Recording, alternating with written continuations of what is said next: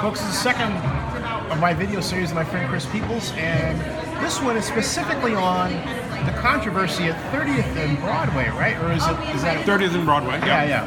What's going on? Well, it has to do with the movement of a bus stop. There's been a transit stop at 30th and Broadway for at least 100 years. The first transit in Oakland was a horse-drawn streetcar on Broadway in 1868. Don't know if it went up as far as 30th, but I do know that Providence Hospital opened in 1912, and there was streetcar service up to there then and before then. That was our predecessor, Key System. AC Transit took over in 1960, and we've had to stop what we call near side. In other words, before you go through the intersection. There for 40 years that I know of, because I've been using it for 40 years. My doctor's right up the block. The city has gone through a long process to figure out what to do with that area. They called it the Broadway Valdez redevelopment. It's been around for like 25 years, right? Something like that. Yeah. All kinds of meetings, public meetings, all kinds of notice all over the place. And went through the demise of redevelopment. So a funding source got lost. That was 2011, right? 2011, they had to rethink a bunch of stuff. And they ended up doing what's going to be a mixed-use development. Commercial and residential.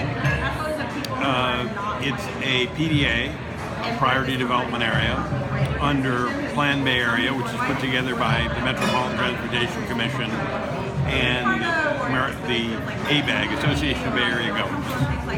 And so it's supposed to have good transit service. Well, the way the development is designed, the Sprouts parking is on Sprouts' roof. Mm-hmm. Sprouts is a new grocery store. Right. It's sort of halfway between Whole Foods and Trader Joe's. Mm-hmm. Very good store. I've been in there. I encourage everybody to go into it. So it means that people coming down toward downtown Broadway to get to the parking have to make a right turn on 30th. And according to the EIR, in the peak hour, 130 cars are going to do that, which means a car about every 30 seconds. And the peak hour is said to be what? It was an afternoon hour. I don't remember exactly what hour. But the peak hour during the day. There's no way you can move a bus in and out of cars every 30 seconds. So what they did is they had Sprouts agree to build a bus bulb and a new bus stop far side, on the other side of the street, as you cross the intersection on 30th. And that was supposed to be built before they started construction, so there'd be no interruption in bus service. So they were all set to do that, and the bank that's on the corner there got all upset with it. They claim they weren't notified. I have no idea, because that was not AC Transit's job. It was the city's job to do all the notifications. And they pushed back and got the city to back off on building the bus bulb and moving the bus stop. Mm-hmm. And so it's been a dispute now that's been going on literally for a couple of years. Wow. And so there's some of the residential folks around there came in. There was a guy who's very active in Transport Oakland, which is a organization of young transportation planners. Mm-hmm. Lives basically across the street. He got involved.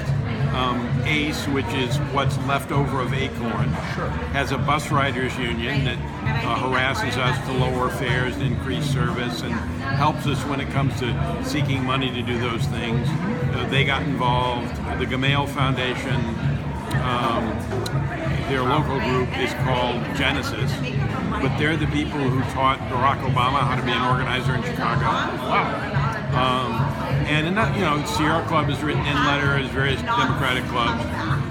And so there's been an ongoing discussion back and forth.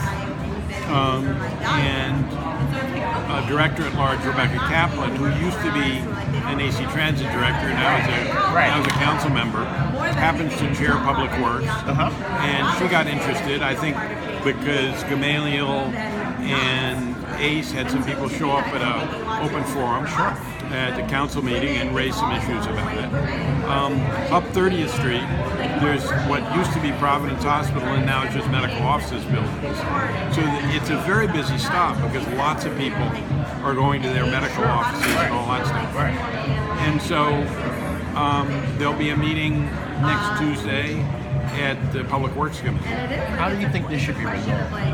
Oh, I think they should do what Sprouts agreed to do in the beginning, which is build a bus bulb there in front of the bank. It'll do a couple of things. You say bus bulb? Is that what you're calling it? Yeah. What is that? It's basically a pad occupying what would normally be a couple of parking spaces. Oh, okay. So what it means is the bus coming down the street doesn't pull out of traffic. They just pull up to the bus bulb, load and unload, and take off. Speeds up the bus a whole lot, and it helps the bank by pulling there's going to be a bus shelter there, by pulling the bus shelter and the patrons away from the front of the bank, moving them further out toward the street. Oh. How much will that cost? I don't know, but Sprouts had agreed to pay for it. Now, one of the things that I know the city is investigating is whatever happened to that money.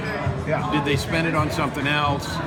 Is it in a bank account somewhere? Right. I mean, it's going to be a little more difficult because the whole idea was to build the bus bulb just as they were starting their construction. Right.